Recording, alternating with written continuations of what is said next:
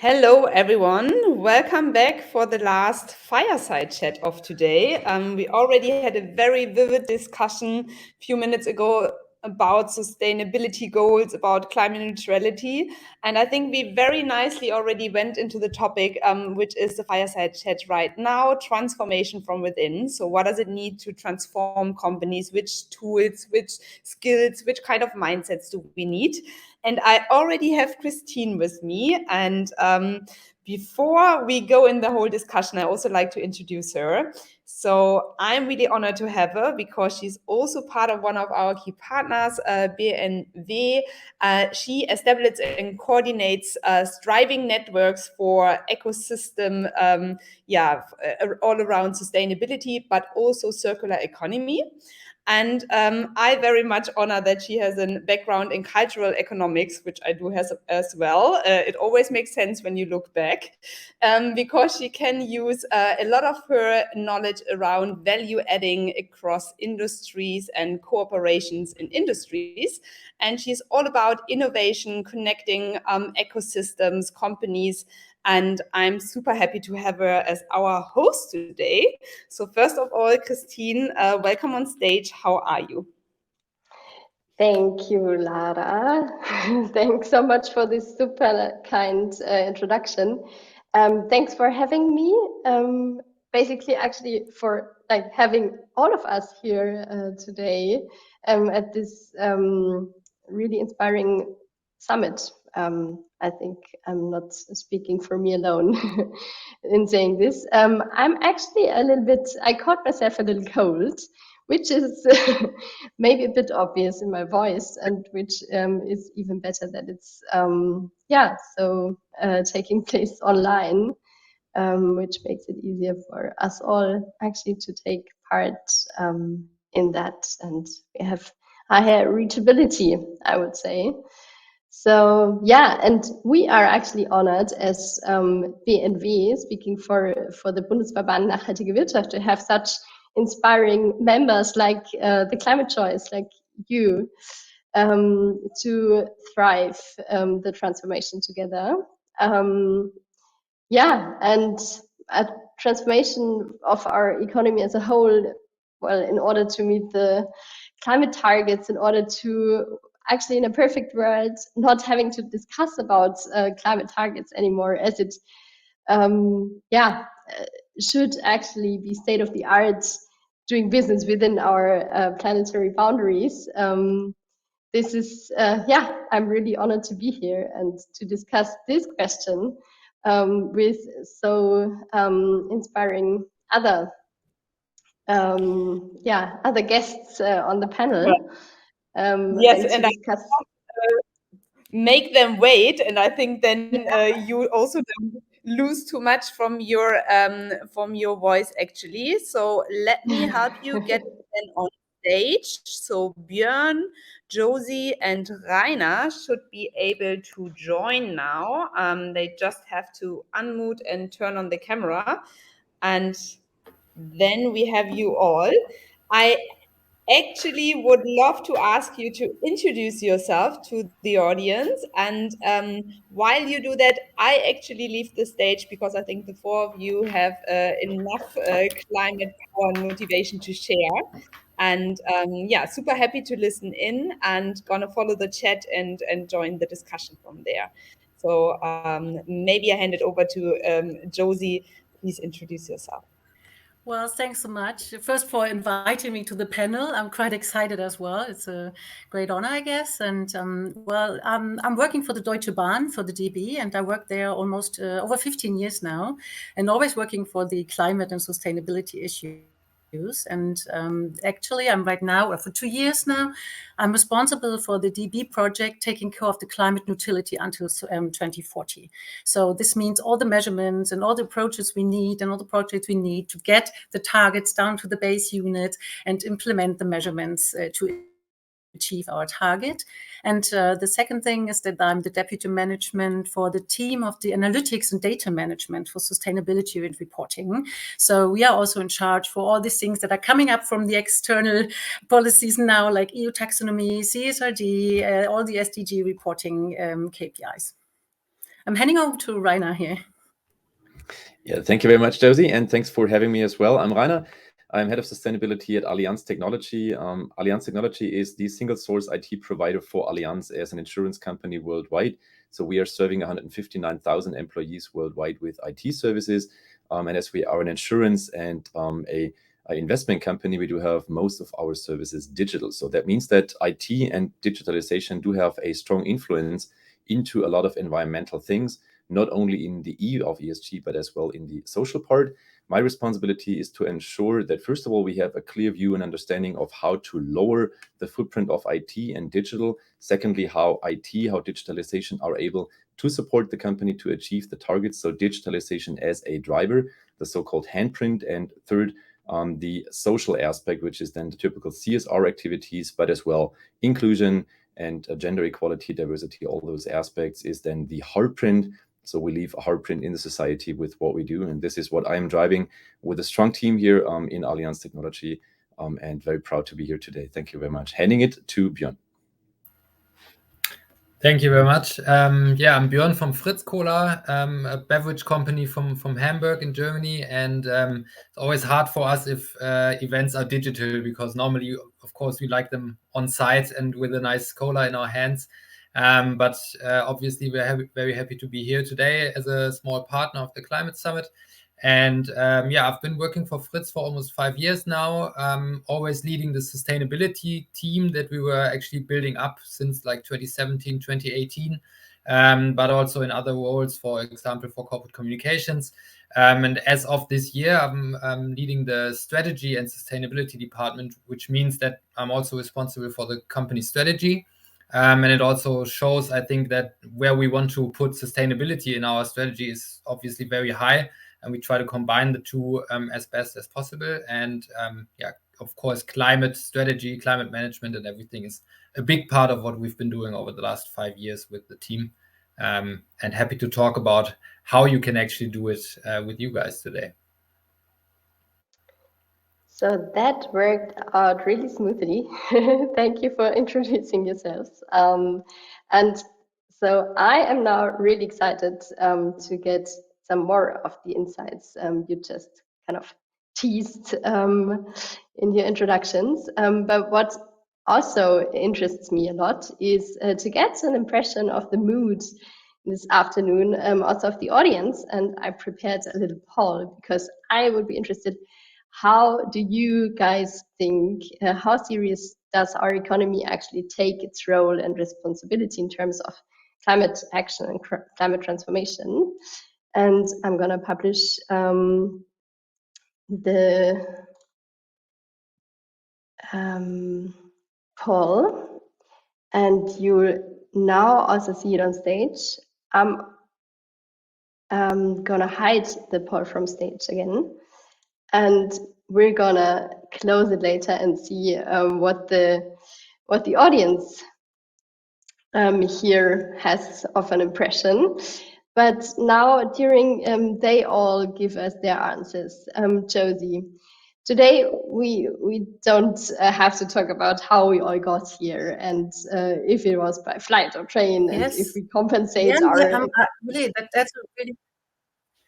Yeah, really good question. Well, let me point it out with some key data outlining the challenges that we are facing, even though it's focused on Germany, but it's up to 150 species disappearing from our planet every day. And I mean forever, yeah? And it's like in Germany, 4 or 5 trees in Germany are diseased.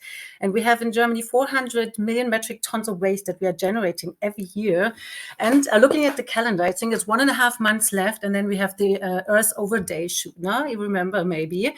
So it's not long far ago. So for DB, we could say, hey, we are part of the solution, yeah, because we provide the most sustainable and environmentally friendly transport system, of course, but we know we can do more. And that means for us that we want to be climate neutral by 2040. And this is climate neutral. I know it's a lot about talking about greenwashing right now. So what we want to do, or what we already started, is an SBTI confirmed target. So right now we are developing the reduction targets for it. And we are voting it with the different groups. We are not yet there yet. It's a long way because the 1.5 degrees, it's a big challenge for us, but we're bringing it down to that. So I think, and it's a very ambitious target. Thank you, Josie. I have another question on that, because you say you have all those goals, but we're talking about the transformation from within. So where are those goals set? Who is actually driving those within the whole DB environment? Yes. Yeah, you're totally right. It's coming from the top level. So I'm also working on the top level management, and we are really close to our top management, and the targets are voted by them, of course. So it's not just one unit, it's the target for the whole company. And I'm also not only talking about the German rail transport, I'm talking about Schenker Logistik as well. So as you may know, DB has a pretty wide company approach here. So, and the targets are supported with special measurements. And what we do now, we have two levels that we have not looked at right now when we come to climate protection. We already have in plan the renewable power and the electrification of our infrastructure. And this also with a financial plan. It's covered with a financial plan top down. But we know what we don't have is the phase out of diesel and also the heat shifting. And what we implemented is an investment program. We call it a starter package. This is how we help the units to get the things on track, to get started it. So we talk to our top management. We say, hey, we need some investment in the beginning so the company units can start. Either it's research and development, or it's already piloting some measurements and things like this. This is how we bring it into the company. Okay, thank you. I think this is something where Rainer can actually add on pretty well. Rainer, you're calling yourself a climate activist in a suit. Tell us, like, how exactly can we imagine you being a climate activist at Allianz Technology, and what does it mean, like, in your environment? Yeah, thank you very much for that question, Chrstine. The activism comes with being a influential part of driving sustainability in our provider structure. So whoever we work together with, on one hand, from an IT point of view, and that's mostly the big ones, from hyperscalers to vendors to as-a-service constructions, all of them are heavily to be influenced from big companies like we are, in a positive way. So we are not pushing pressure onto them without finding solutions in a collaboration aspect, but it is required to work together in multiple aspects. So one aspect, which probably here in Germany is quite well known, is the supply chain transparency, or in German Lieferketten-Sorgfaltspflichtengesetz. So what we do here is we ensure the aspect of human rights in the whole supply chain. And this is in respect of the role assigned to me. So I am not only heading sustainability, but the human rights officer in Allianz Technology. And that, for example, ensures that the definition of human rights, how we define it here with our values, is ensured through the whole supply chain of what we work together with. And that is a huge influence we can take. And that is part of that activism. On the other side, being in a digital company like we are, it is for sure something to be active, to do better what we do today and harm less. So exactly as it has been said from Josie, we do have the Earth Overshoot Day, and here in Germany it had been already happening on May 4th. So that means that we have to heavily influence of what we do today. And that starts, for example, with workplace. So we do have 159,000 employees worldwide, all of them using smartphones, laptops, monitors, so IT equipment in a huge amount. And to influence, starting from sourcing, starting from using, until then the end of life of that equipment, ensuring a circularity aspect in regard of equipment is one of the huge aspects here as well. I can drive and I can actively influence with my role, and that's so the typical parts. And beside that, it is spreading the word, creating sounding boards. If a company like we is doing things good, then we are showing to the business, to the economy, that if that's working for Allianz, then it's most likely working for others as well. And then they are hopefully following and getting inspiration. Thank you. Interesting, and I hope inspiring too. And Björn, when it comes to Fritz, it's a bit of a different business model, I would say, or like a bit of a different story as well, compared now like to these very big companies with Deutsche Bahn and Allianz. And full disclosure here, Fritz is also one of those inspiring members at the BND. And that's sustainability, as we define it for BNB members, is anchored in your core business strategy. Still, transformation is a never-ending process and progress, actually. But when you hear what the others now said, like how is this transformation happening at Fritz? Where do you still need to transform yourselves? And how do you align climate action within your everyday business? Yeah, I think it's sustainability is actually it's one of the 4 focus areas of our strategy, but that's only one part, I would say, of what we need for the transformation, because we are a small company. We're still a younger company, I would say. We're like 20 years old now, but it also means that we are a rather fastly growing company and a very very heavily changing company as well. So it's not like you can't just do something that might have worked maybe 5 years ago, cannot work today anymore, because we're changing so fast as a company already. And also, of course, the whole part of sustainability has been changing over the last year. So that's the first thing, even though we always had it up here somewhere. When we started producing beverages, no one was talking about organic food. No one was really talking about CO2 footprints. And so on and so on. So that's all these things, even though we were talking about sustainability all the time. And back in the days, there was mostly plastic bottles against glass bottles, which is still an issue, but we have all these other new topics coming up. So for us, that's kind of the first thing that you have to remember when we talk about sustainability and also climate protection at Fritz.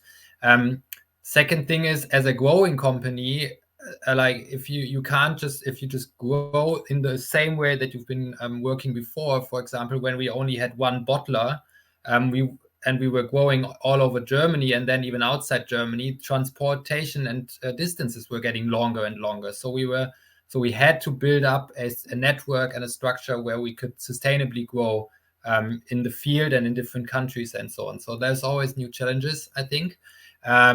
And then, of course, it's also kind of a cultural thing as well. In a small startup, everyone is kind of really involved into the company, and then it gets bigger and bigger, and all the people are getting very specific jobs, for example, where you really need to make sure that this kind of sustainable culture still exists over the years.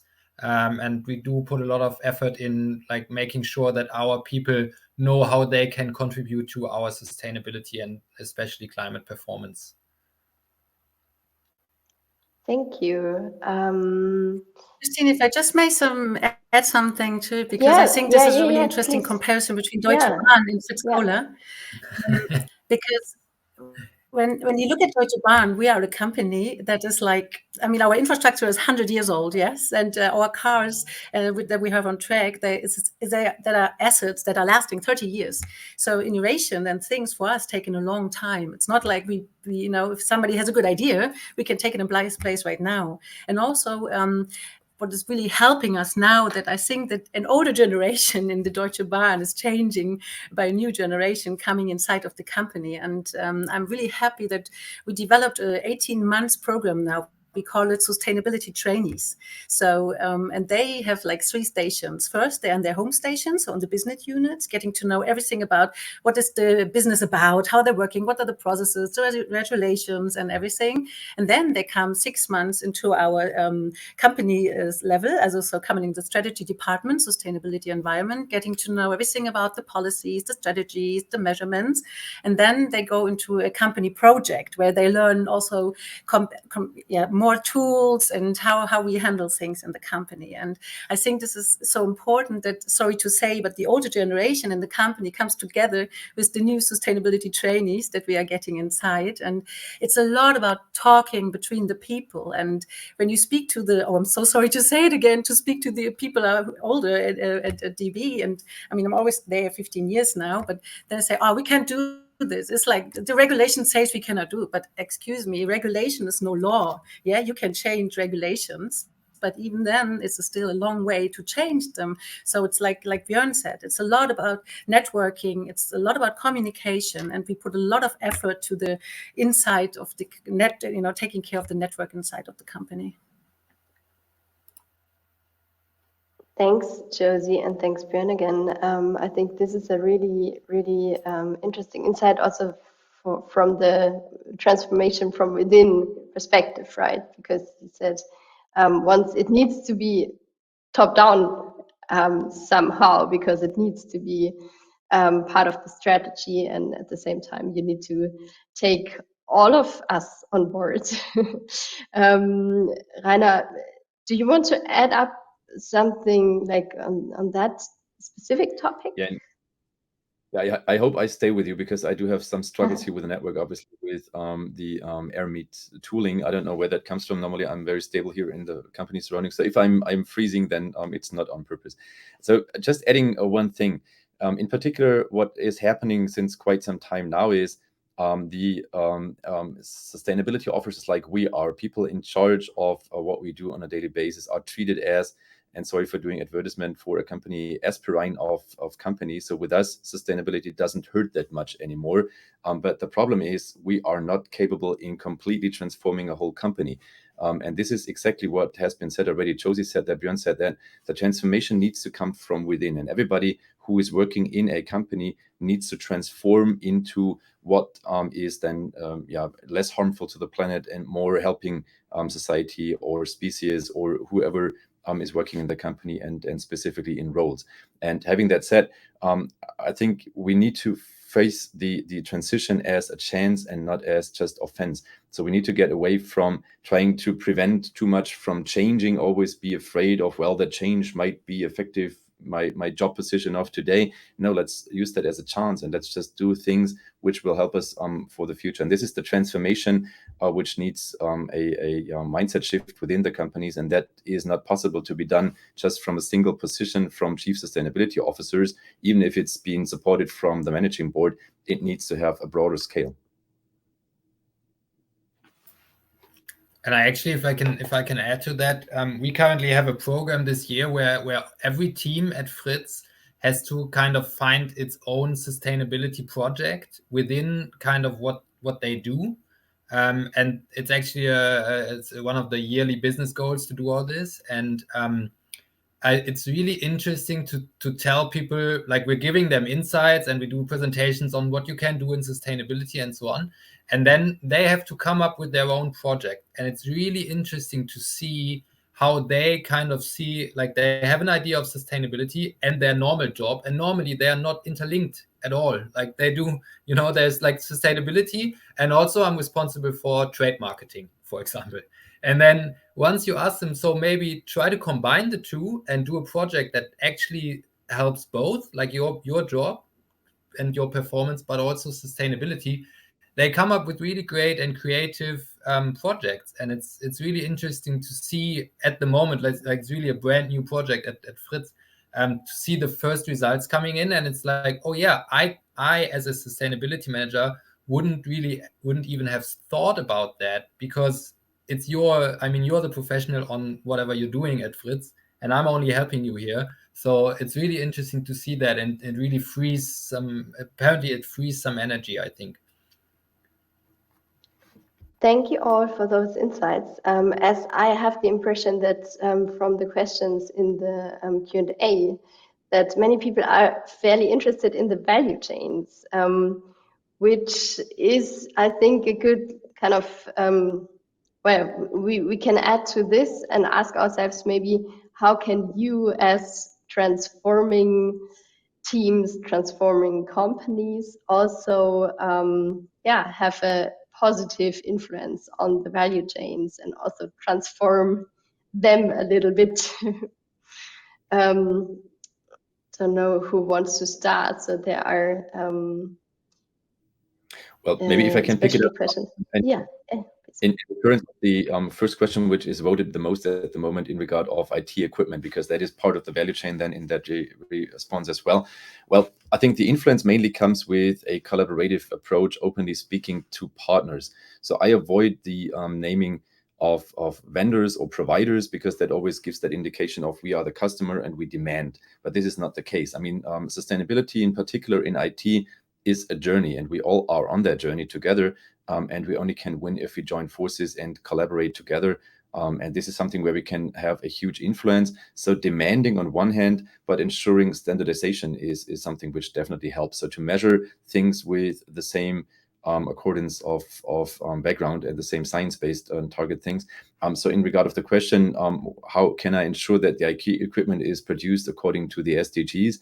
Well, this is one of the discussions we are currently having, but not only referring to the IT equipment, but in general. I mean, this is a discussion we have to go. And the problem here is we first need to establish the understanding what are the SDGs. And you would wonder if you talk to partners of how little of them are aware of what that means, or how the focus is and how different the perspectives are. And that's the next thing.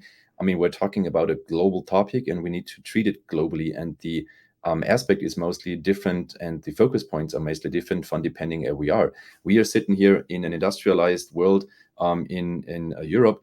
If you go to our colleagues of Allianz in India, they do have a completely different perspective and focus on things. And the same is happening if you go to Southern America. So therefore, we have to always ensure that we do not judge, that we do not have too much of bias in our minds. And the openness is coming with a partnership and then collaborating together to do things better. Yeah, Josie, you're nodding. Do you want to add something here, or Well, I can. Well, we have a project, we call it Green Digitalization, and first it was a really small group in our company starting to talk about it, and then they called our project, the Climate Neutral GB, said, "Hey, you guys have any idea how we can balance, how we can account for the amount of CO2 emissions that we are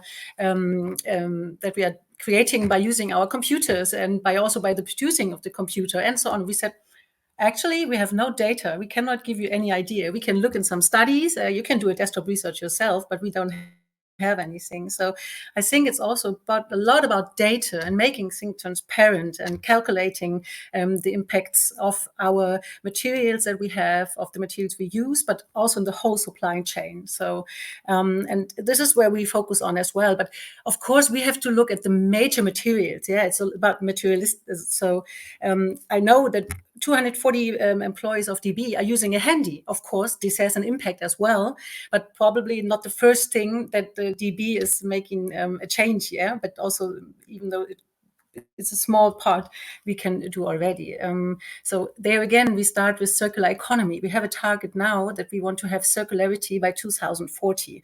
And what we do now, we're looking at the input. So it's increasing the recycled content that we for rail steel and also for track ballast and the concretes. And it's also about the output, so maintaining a high recycling level.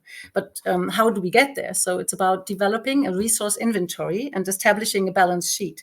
So that is where we start right now. And believe it or not, we're starting with Excel sheets. Yes, and this is so strange because on the one hand, like we have artificial intelligence for the vegetation control, for predictive maintenance. But on the other hand, we make a balance scorecard with Excel sheets. So there's a lot of development also because, I think Rainer has said already, it just starts now, that also with taxonomy and CSRD, which I think are really important instruments to change inside. But yeah, it needs to go along.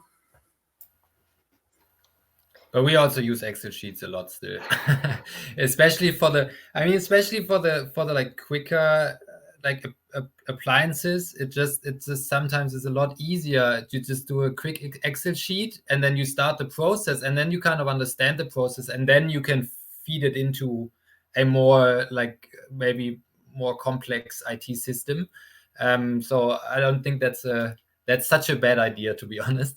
But coming back to the first question, I mean, if you look at your suppliers or your partners, your business partners, we also use the word partners a lot. We don't even produce our bottles ourselves, right? I mean, we have production sites. There are mineral water companies all over Germany, and they produce our products for us. So our supply chain already starts in production, which is kind of untypical for a beverage company, but it means I can't just tell them what to do in terms of sustainability. I would like to, but it just doesn't work that way. So we have to build the partnership and kind of take them on the journey as well. And I think what's really important there is that, first of all, you tell them rather early, and not after like 5 years of partnership. You come up with something and that has to happen now. But in the best case, you tell them about your sustainability journey before even going into a partnership, because then they kind of know what the deal is when starting a partnership. And then you have to give them time, but at the same time, you have to make clear that some things are not really negotiable. Like some things are really like, okay, if you really don't do that and you don't manage to do that within 5 years, then probably there might be an end to a partnership. And that, I think that's also very important, because in the end, it also helps them, same as other like regulation or something. It helps them just to have a clear understanding on what you ask from them. And if you give them enough time, normally they would, I think they would follow your lead. Or and that also happened with us.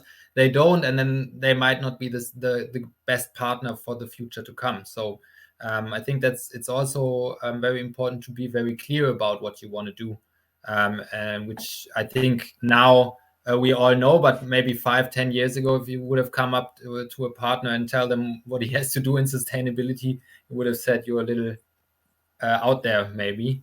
But today, I think it's pretty normal. Maybe to add something to it, also looking back like 10 years ago, when we started to get in interaction with our supply chain management, we tried to tell them, could you please ask our supplier if they have an environmental management system in place? Because this is the first thing that means that our supplier are aware of environmental or sustainability issues. And our supplier management was looking at us a little bit strange. You know that we have, the first key KPI is the dollar, because and also we are. No, let's start a different way. I want to say how it was and what it is now. Now we are asking our supplier for delivering EPDs, environmental product declarations. So that means getting the CO2 footprint from them. So, but this is also something we have to do a little bit slowly, and also do about in corporations, because imagine all the companies now going to the suppliers and asking for EPDs, and then not having a common spreadsheet, where they that they all use. So they overloaded by the requests of the companies in the supply chain. So here we are also we call it's a rail initiative, where we are also in a partnership looking at common sense there. If I may add to that and just make that a very good part of a discussion here. So Josie exactly mentioned that we have to ensure that we as the big enterprises are not overwhelming all of our suppliers we're working together with. And this is exactly where digitalization comes in. I'm a huge fan, and if you listen to me on a regular basis on LinkedIn, you see that in the latest couple of weeks, a lot of times a twin transformation, so sustainability on one hand, digitalization on the other, needs to come together, as I've said at the beginning already. And this is the perfect example. If we are working in open source environments with trustful sources for sharing and open exchange in a trustful way, environmental footprints or product passports or such things. This means that we have to get away from, which Björn already said in Excel treatments, we need to come to a full digital, and now I'm opening up a bit more AI-driven capability. So we need to use what we have. The current situation is not giving us an opportunity to avoid anything and wipe that out. I know that there is certain discussions around ChatGPT and ethical things and how is the footprint of a solution like OpenAI. Surely something we need to have a close and very responsible treatment with. But on the other side, this grants us a huge opportunity in getting exactly there, because currently I do see a huge discussion on how is CSRD, how is CS-DDD affecting us in companies. And in particular, small, medium-sized companies do not have resources, do not have financial support to get along with that thing which is coming across here. It is for sure important. I'm with exactly what Josie said. We need regulatories, we need laws, but on the other side, this brings a lot of companies currently into defense mode, only trying to cover what kind of regulatories are coming across, to answer all those KPIs which are being requested. But this avoids us and distracts the environmental experts and everybody who is working in companies from getting into action. And that's exactly what we need. I mean, let's be honest. And a CSRD reporting won't save us, won't save species, won't help us in getting more environmentally friendly. It is the actions. And to be able to do so, we need to relieve some pressure. We need to remove manual workload from the tables of our colleagues here. And this is only possible with digitalization. Yeah, well, thank you. I would actually love to go like not one step back, but all those tools, those Excel sheets or AI, be they pretty different maybe in handling, but all those have in common that you actually need to know which kind of data points, which also is the question that Lara asked in the Q&A. You need to know what you want to measure and what you want to do with it, and how you want to get then into action with those. So bringing me to carbon footprint, maybe, which was mentioned before, among others. Also the question of, do you want to compensate your carbon footprint? Do you need to do that? Are there other tools, other measures? Science-based targets has been mentioned as well. So let's try to get more specific again. What exactly are you doing? What exactly are the data points that you use in terms to transform? And how do you approach this? I don't know if Björn also is initiated in the science-based targets. Yes, actually, we are also part of the Science-Based Target Initiative since end of 2021, actually. And I think these kind of commitments, of course, they are very important. It's rather easy for us, and good luck for the process, Josie. But for us as a small company, we our goal was set, so that was easy for us. We just have to follow. We don't have to set our own goals. I think if I look at Lara's question here, and I think that, of course, we use all of them. For me, one thing that we were discussing internally over the last month was we have a lot, we are building up the data structure for the whole company at the moment with, AI and so on and so on. And we just have to feed into that. So that's the first thing. It's the best way to do it is to feed into what the company does anyway, and not building up your own sustainability, IT tool and your own training software and so on, but it has to feed into what you're doing anyway, because we need a lot of data points from the other departments anyway, from our purchasing department, our production department, and so on. That's the first thing. And this second interesting discussion that I found was we were talking about whether we can get sustainability data in real time. So, and I was like, yeah, that would be very interesting to have our CO2 footprint in real time. And then during the discussion, we realized it won't help us at all. It's a nice thing, but it's what are we going to do with it in real time? Because we can't change it within a day anyway. It's like a year-long or decade-long process. So real-time data is nothing that helps us in that case. It's just something that might help us if we look at our sales. Of course, it's important. If we look at our CO2 footprinting or other sustainability related data, it's definitely, for now, it's enough if we have it every year or maybe every 6 months or something like that. We don't need it day by day. So I think that was a very interesting discussion that we had. So looking at software that helps us also, of course, reducing the what Rainer said, and I couldn't agree more, reducing the amount of work that you have to put into collecting data, is because it's way too much.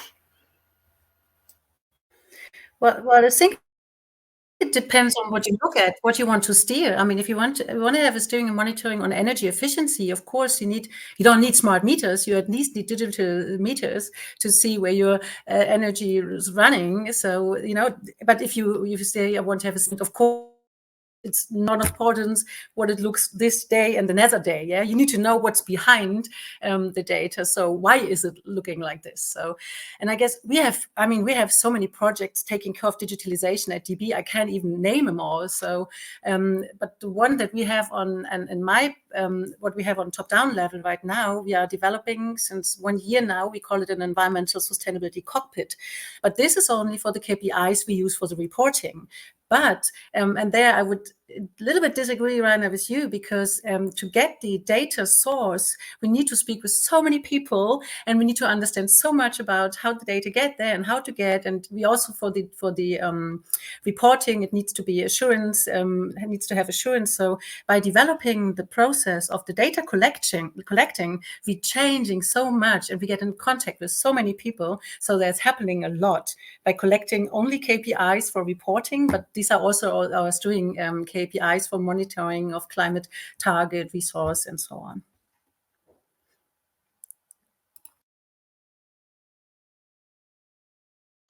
Yeah, thank you so much.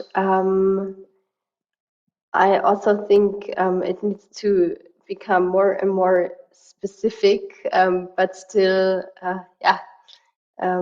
along with what is actually also doable. But what I'm always asking myself is, everyone is measuring their own with their own data as well. Like, where does it need standardization in this whole tools and measures, etc., etc. Maybe Rainer, do you want to add something here?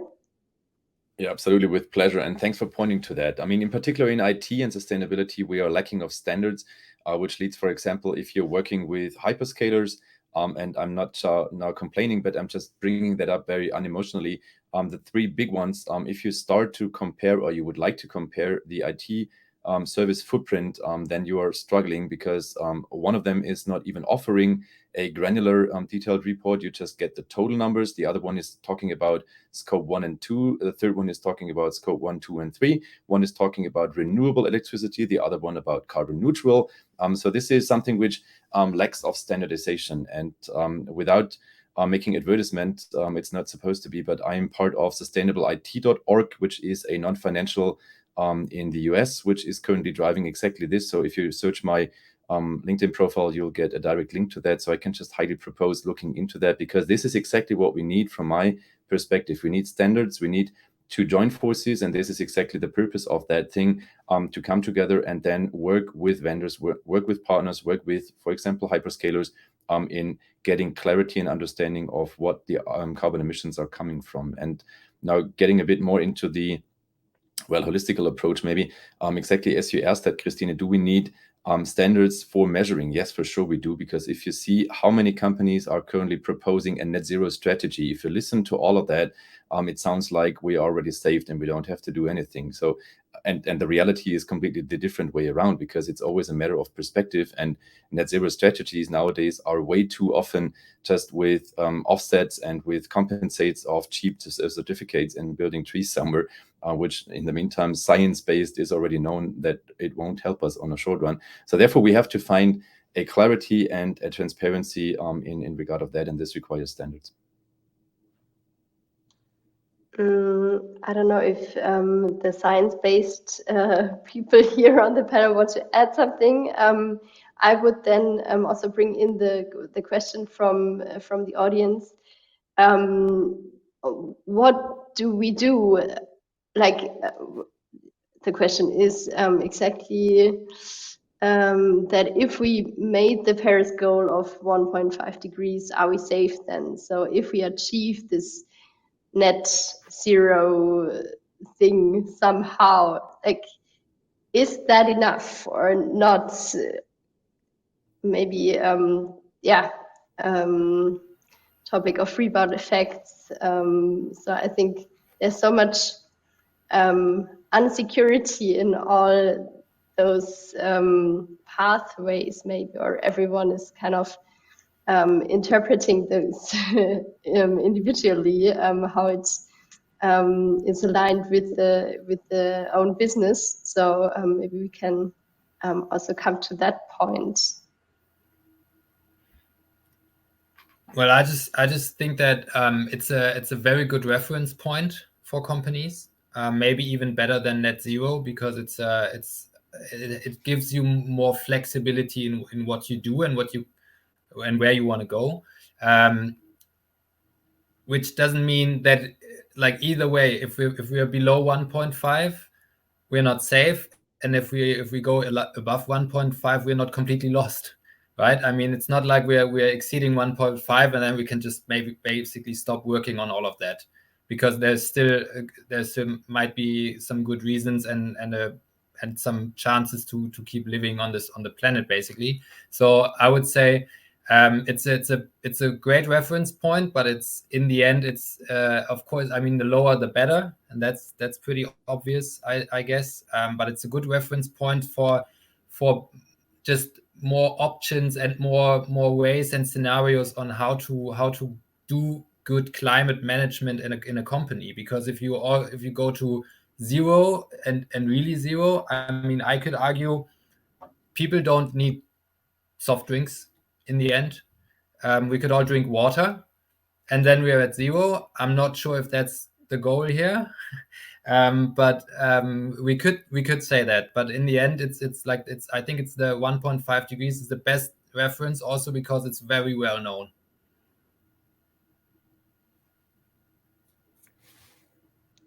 Thank you. Also, having the time in mind,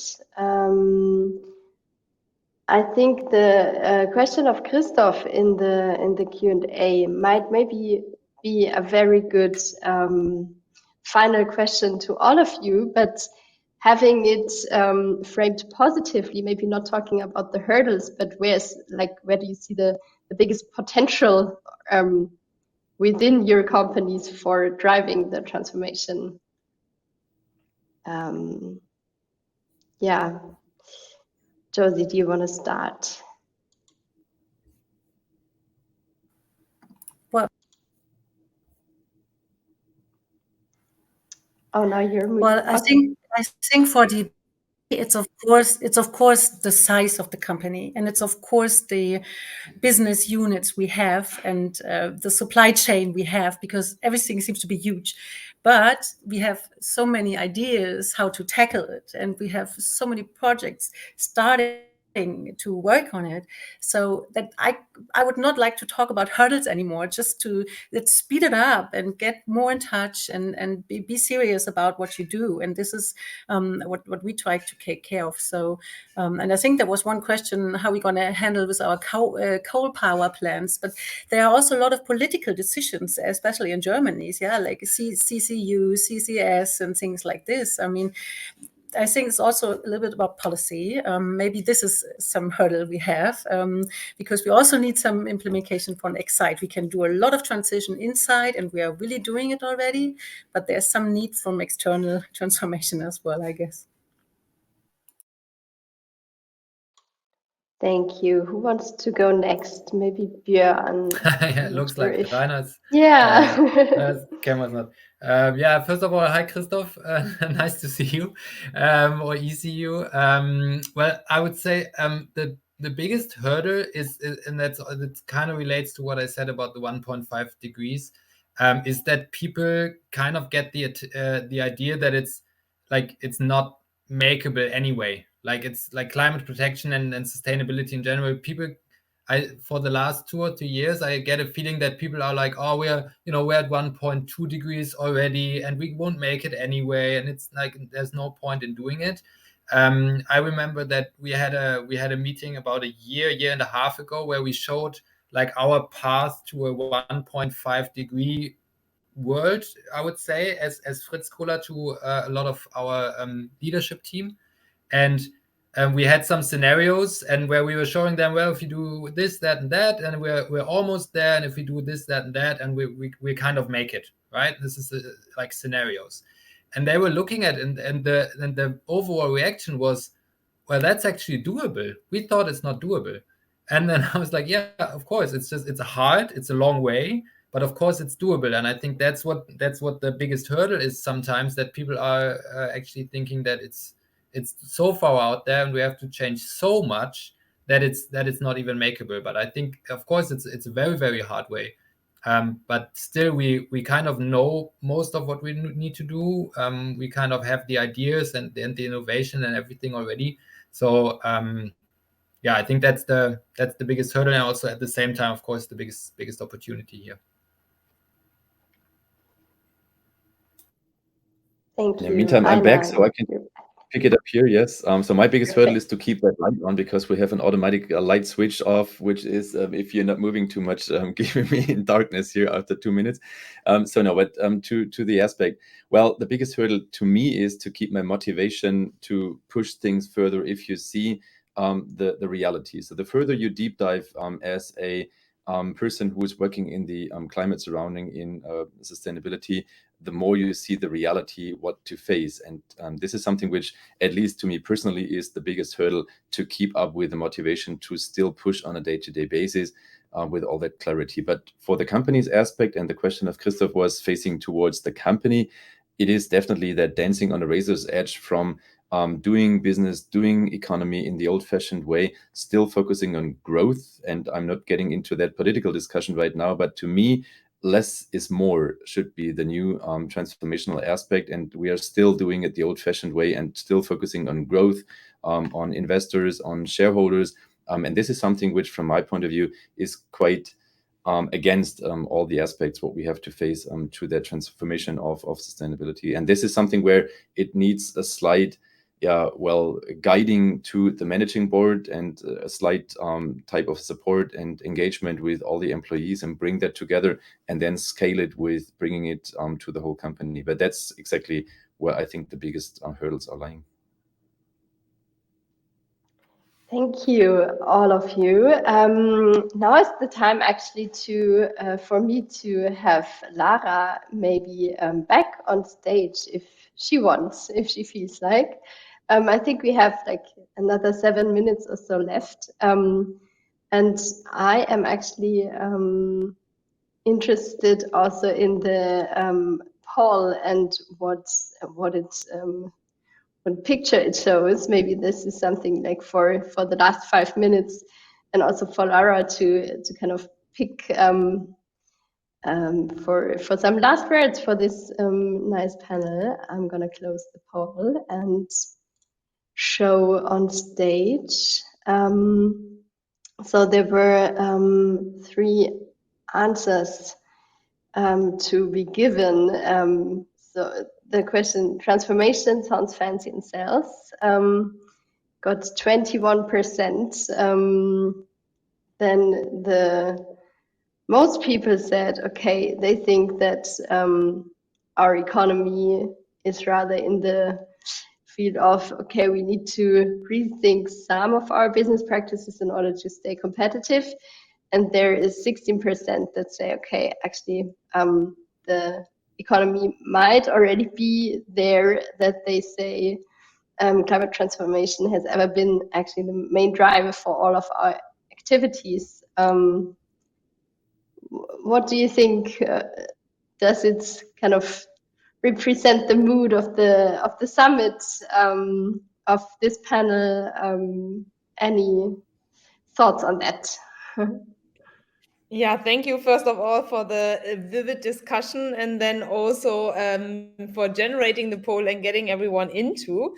I think after this whole day's conversation, I think that is really the question, where do we stand right now? So that's what I introduced also in the morning. I think it all starts with accepting to understand where we are. And when we have here more than 60% saying, okay, we need to redesign the best practices that we have right now, I think that is honest. Like we are very much aware that also the summit, right, is very much a bubble, even though we invite everyone to join. And actually, I'm maybe have been scrolling through. We have a lot of diverse people who joined this day, from big to small companies to agencies and startups and people, being activists and so on. But still, we are having very small view on the economy, right? And especially like being based in Berlin, you often get the feeling that everyone is on their starting journey already. But then, yeah, we tend to forget the ones, and I think that picked up over the day as well, who are maybe in a smaller company where it's just not the first topic to tackle. And I think what I liked also what you have been sharing here, that it's very much in the end something where it comes down to personal motivation as well, to like really step up as a leader in your own team, provide a plan, even though a plan is there for failing and it's like to be redesigned, but then showing, I think what Björn said, I really love that, it's actually doable. It's hard work, but it's doable. So I think with climate, as it is already known since the last 50 years, maybe we have developed like a feeling of it's there, we can live with it somehow, we don't like it so much, but it's not really something we can change because we have been learning it's an issue and it's there and everyone has the same issue. So like stepping up and sharing some best practices, what to do. So that's also what I got out from Rainer, like really starting with your IT. If that is something you work every day with in your office, you see it, it's something you can do. For sure, it's not your business model. So that is also what Josie said. If you are Deutsche Bahn, you have like all these different areas where we need to get active. But yeah, I really liked and take that out of today, actually, that it comes to everyone individual to making an effort and overcome these hurdles. And yeah, I think you already led also perfectly into tomorrow's discussion all about supply chain and which kind of data we need there and how we can really reach climate targets there all together. And I think as we are reaching almost the end of today already, but for sure for that panel, I would love to do like a last round, maybe like, what is it you want to bring forward? What do you think is the one action people should take? Maybe not tomorrow because they're still in that conference. But on Monday, what would you put first on the to-do list if you really want to make an effort and change from within? What is the first thing you would do? And Josie, maybe I point to you first. Well, for me, it's my personal mantra. You can change everything every day, and even it's just a little bit. So, and this is where we need to start. Not like I said, like Rainer, you said it. Yeah, it's not always the big thing because then we can lay it down again. Yeah, because it's overwhelming. But little steps every day: taking the car or taking the train or taking the bicycle. Things like this: buying meat or don't buying meat. Yeah, things like personal behavior that you can change every day. Do I need a no smartphone or do I maybe use a recycled one? Things like this. Yeah, keeping up every day. I go over to Björn. What would you start? I really don't know what to add because that's the perfect definition. If you start what you do on Monday, maybe Lara for you as well. Maybe don't make plans but scenarios because you can change from one to the other very quickly, and it doesn't feel like failing that much. And again, drawing on this, failing is great, and then try again is probably something that you can also start on Monday. Going into failing, and Rainer? We seem to have some connection issues in that panel, but Rainer, maybe your sound works? No. So we were lucky we had everyone until the end. Now Rainer's back. Your Now I'm last back. sentence. Everyone put Yeah, my on top last of the sentence list is for today. that take that activism, what already has been shared from Josie and from Björn, and take it into your companies. Take it where you are working. Don't leave that activism behind the company's doors, but make it transported from your private life into your company life, and get active there. Start a movement, start a grassroots within your companies, within your surroundings, whether it's small or big. Take it there and make it start, because this is where the influence comes from. I love that. So every job is a climate job. Start a movement. Also, if you are an activist in a suit, so everyone can take the action where they are. I think Chrstine might also be back. That's perfect. So thank you so much for moderating and guiding us through the session. Do you have a last appel or wish for companies? How do you think what is the most important thing for them to tackle or to have in mind to be motivated to take the next step? I'm so sorry that I dropped out. Don't know what happened, and now I missed all your inspiring last words. So don't really know what to add. I think like keep transforming and take it. Let's take it serious. So we can like be part of the solutions, right? So we know, and then we just can do it. Be part of the solution. That's a very nice one as well. So I think I collected a lot of quotes here. Actually, we have for the next few weeks social media is full. I think from my side, I can thank you a lot, and I